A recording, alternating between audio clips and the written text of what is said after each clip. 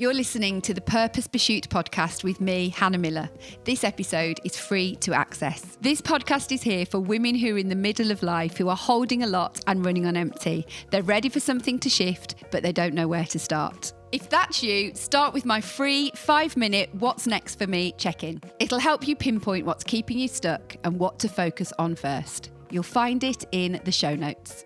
Lots of conversations I've been having recently with different friends and different clients have got me thinking about something that probably doesn't get talked about very much.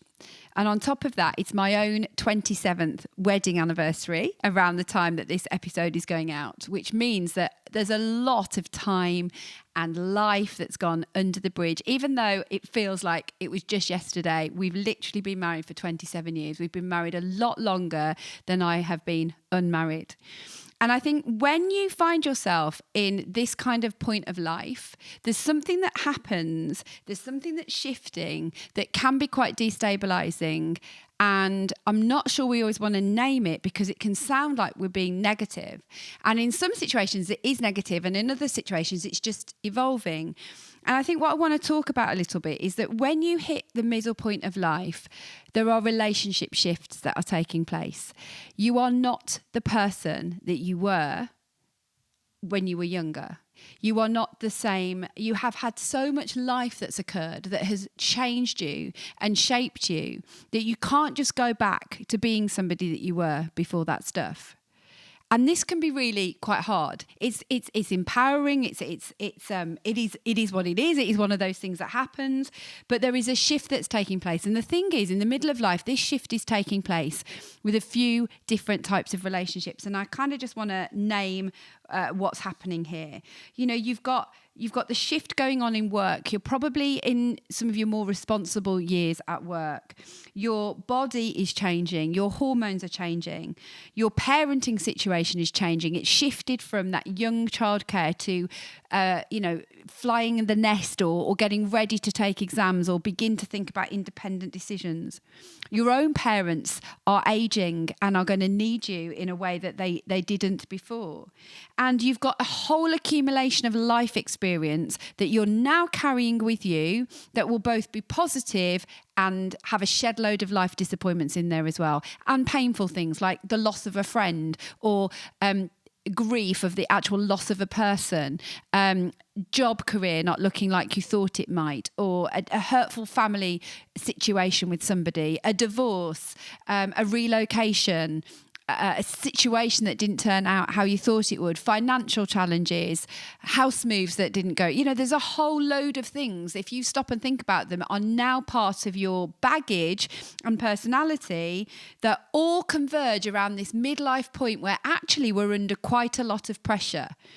We're under a lot of pressure because we're also in statistically, you're in the time where you're most likely to have the most responsibility at work, as well as at home, as well as in other capacities. You might well find yourself being a trustee of a charity in this season of your life, or some other voluntary capacity that you've taken on. And alongside all of that happening, there's this thing that's going on where your relationships are also shifting. You are finding that these different core relationships in your life are looking a bit different. Your midlife is a period of time where your identity is going through a bit of a revision. You know, it isn't as it was, and you are not who you were, and certain things occur. Your tolerance for stuff can decrease. Your actual mood or your outlook looks a bit different. Often studies show that your friendship networks can really deplete during this period. And you can also hit a point where apparently marriages can hit this U shape where in the early years it's high satisfaction, and that you can sort of hit the bottom of the curve in that midlife, and it can start to go up the other side again. And so this is a life stage thing rather than just a you thing. I guess that's what I'm trying to get at, that if you are experiencing shift or things not feeling like they did, it is a life stage thing, not just a you thing. So we've got perimenopause, parenting, your personal views might have changed, your work situation might have changed, you've got disappointments that you're carrying and opportunities that have worked out, you've got a different outlook on the way your life looks, your priorities are probably shifting, the way you're seeing the world has shifted, your tolerance for other people's perspectives might be changing. Your capacity looks different. Your confidence has probably changed, and your identity is evolving. So that's happening in you. And the bit that I think we don't talk about is how that impacts some of those key relationships that we have. And I'm well aware, that my relationship with my husband will have taken on some challenges through the fact that we have grown as people. So I'm not 20 anymore, and so who I am and the way I see the world, and the fact I've got other responsibilities, is being brought into that important relationship. So the first I want to talk about relationships with your partner, with your children, with your parents, and with your friends. And I just want to touch on some of the things that happen, mainly just to say, this is normal and you are not alone. I think that's the main purpose of today's pod. It's not because I'm going to give you a massive, this is what you should do. I'm going to give you a couple of thoughts at the end, but I just kind of want to name it because the conversations I'm having with people suggest that this feels a little bit taboo to even say, or it's difficult to talk about without it sounding like you're suggesting you don't want to be in those environments anymore, and it doesn't mean that at all. So when it comes to your relationship with your partner, at this time in your life, you have gone through a period where you have got less time and you're doing a shed load of logistics. You have got less time because your workload has probably increased. I work part-time when the children were little. I work full-time now. My husband has a job with a lot of travel and a lot of logistics and responsibility, which means that there is just less time in the situation and much more planning to do. So some of the things that when you're young you used to just be more spontaneous about are actually just difficult to do for the vast majority of us in this stage of our life. On top of that, you are seeing yourself differently. You are watching yourself evolve. You are recognizing that you're going through quite a lot physically, potentially, and just also the awareness of the role you play. But you're remaining in a relationship with somebody where you're trying to kind of navigate that and walk in step with one another. That's not always easy. Your emotional bandwidth might feel like it's really under a lot of strain. In the last year, we lost both our mums. They both died last year. So if you just think about that being put into the system, that's going to add a huge amount of pressure on an already stretched system. And that is not an unusual, I've not told you an unusual circumstance there. Those are the things that are happening to you and I and everybody. On top of that, you're going through different growth paths. So you're both learning about yourself in this stage, and it won't always be in tandem. One of you might be sort of continuing on a path whilst you're having like a bit of a spurt of change of perspective or a change of view whilst the other one isn't. And then suddenly they have a spurt or a change or a period of growth and you're not in that space. And what can sometimes feel hard in that is that tension of how are we doing this together? And I guess I want to be really hopeful and say you really can.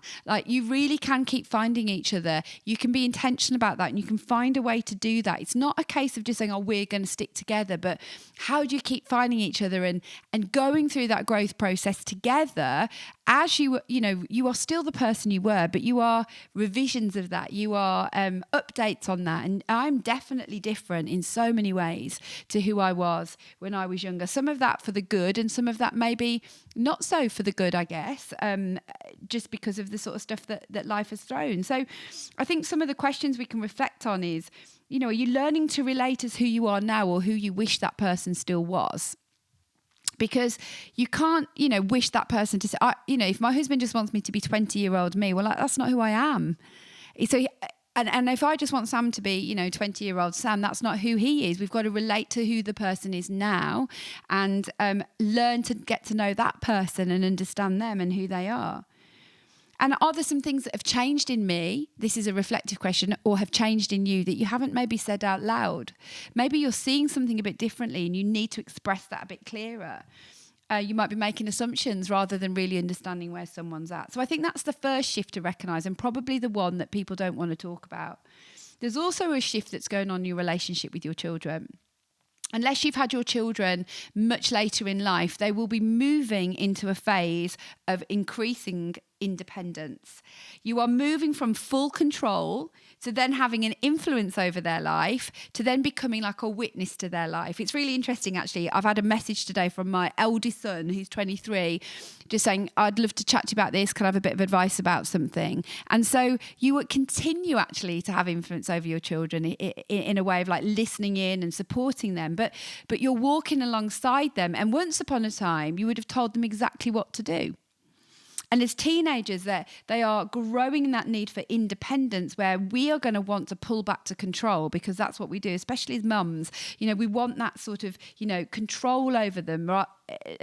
Not because we want, to tell them what to do, because we want to protect them and we don't want to see things go wrong. But one of the massive learning curves for me over the last few years is I want to let go well, so that I can still have influence and still be a part of their life that plays a positive witness over what they're doing.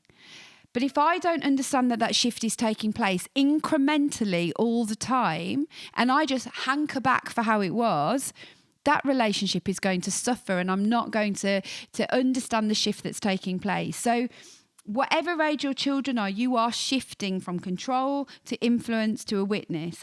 And who am I beyond being needed is a question you start to ask of yourself.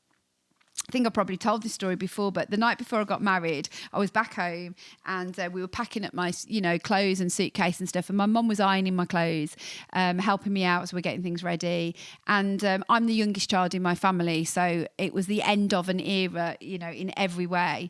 And I just said to Mum, I said, "Oh, Mum, thank you for doing that ironing. So kind of you," or something. I just remember giving her a kiss on the head. She's sitting ironing. I always stand to iron, but my mum used to sit. Anyway, and she just started to cry. And she just said, "Who am I going to do it for now if I don't do it for you? Of course I want to do it for you." And it was this moment of this is shifting. And essentially, who am I beyond being needed? Now, I needed my mum every bit of my life, all the way through my life. She's been there, but that era was changing and she knew it was.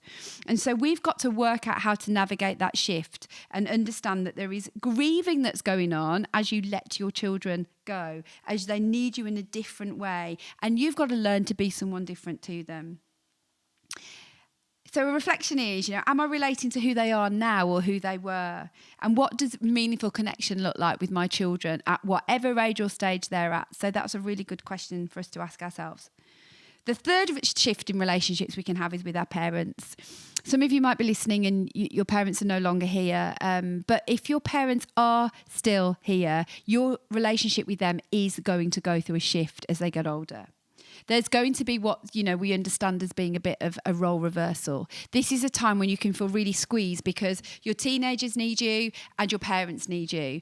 And your parents start to need you to help support them in ways that once upon a time they were doing those things for you. You might be the one who goes around to their house and puts shelves up for them, whereas they were the one helping you set up a home once upon a time.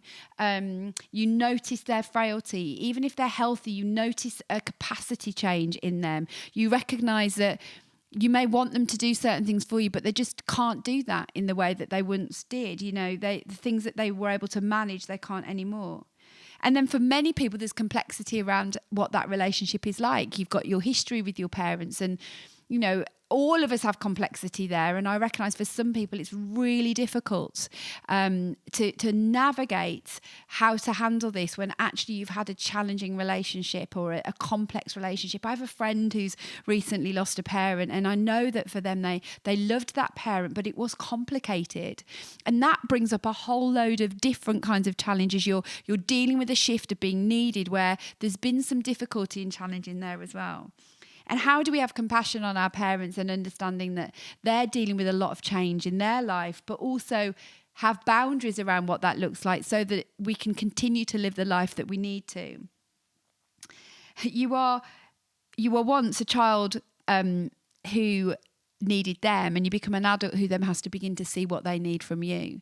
The final 6 months before my mum died, she had dementia. She had dementia that was brought on by hypoxic brain damage.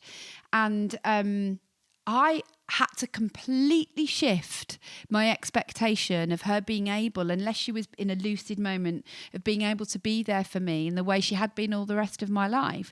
And that was quite dramatic because it was kind of overnight, but you will feel that trickle in of a shift where you would have been like, can I lean on you, to them needing to lean on you.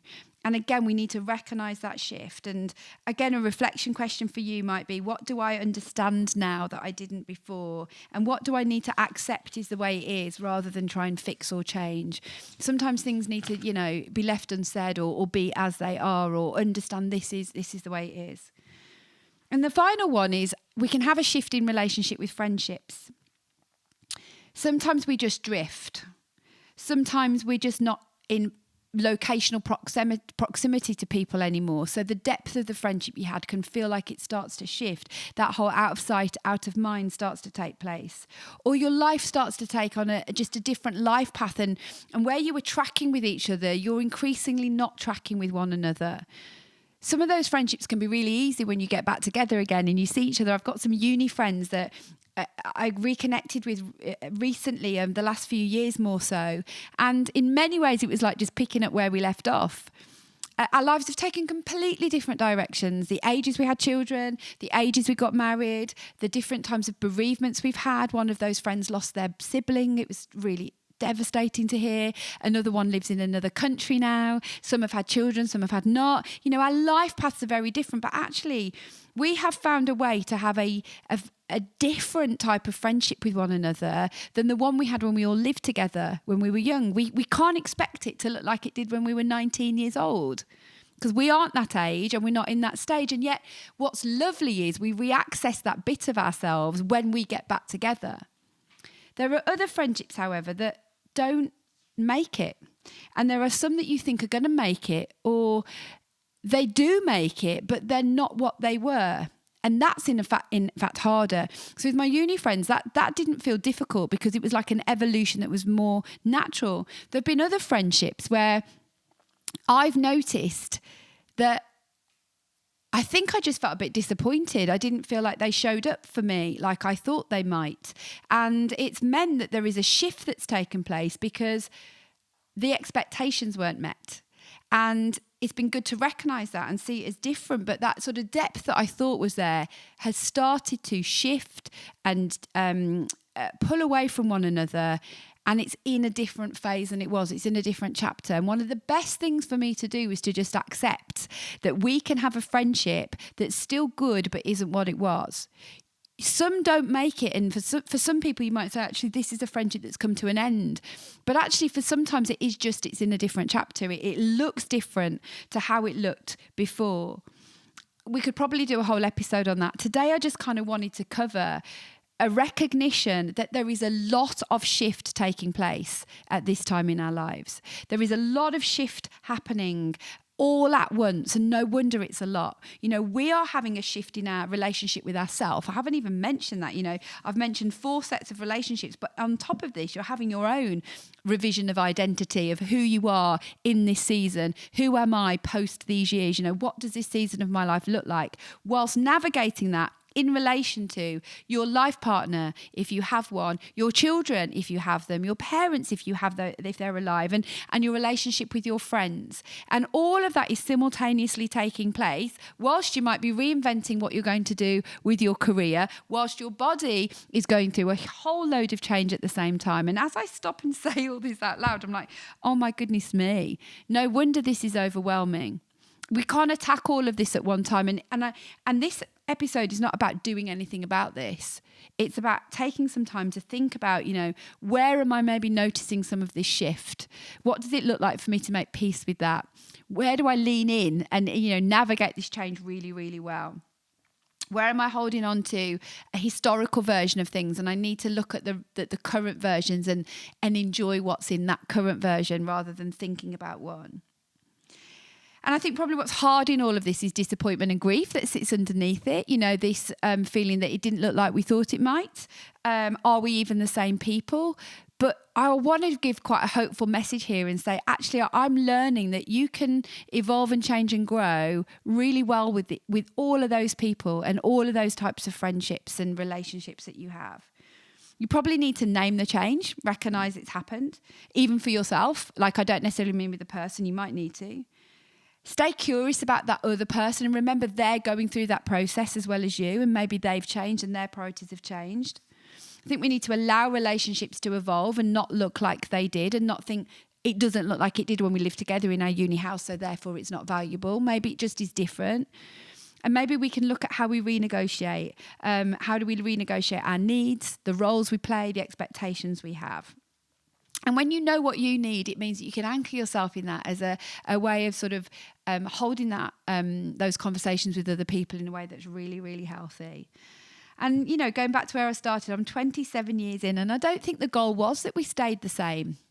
Sometimes, you know, we look back and we think, oh, I wish it was like that. But gosh, in other ways, there's so much more depth. There's so much more history and a depth of love that comes through long-term being with somebody than that excitement of the early phase and the adventure and the, having somebody that sticks with you through the harder times and who knows you and learns to love the different iterations of your life is a massive gift. So I don't think the goal is to stay the same. I think it's to just learning to keep finding each other along the way, whether that's a friend, a loved one, you know, getting to know your parent all over again. If you're fortunate enough for them to be here, you know, get to know this version of them because they're evolving, they're changing. None of us are static. So I guess my final reflection is maybe where are you expecting sameness from another person, even though you're shifting, and what's actually going on there for you to pay attention to and to lean into and be curious about. I hope this has been helpful. I hope just naming that this is going on is useful for you. I'm massively navigating this in my own life. So this is something I'm really, you know, living and breathing out myself. And what's been so helpful for me to reflect on is I'm changing, I'm shifting, I'm growing, but I also need to understand that it's simultaneously happening for everybody else too. Sometimes that's going to mean something comes to an end. Sometimes it's going to mean something has a new chapter. And for some of those closest and most important relationships that I want to last forever, like my marriage and my relationship with my children and my parents, it's going to be a case of what does this chapter look like and how do we do this well together? I'd love to hear your thoughts on this. Please drop it to me. You can send me an email. The information will be in the show notes, or you can just drop some comments on YouTube if that's where you're watching. Stay connected. Take care. Bye-bye.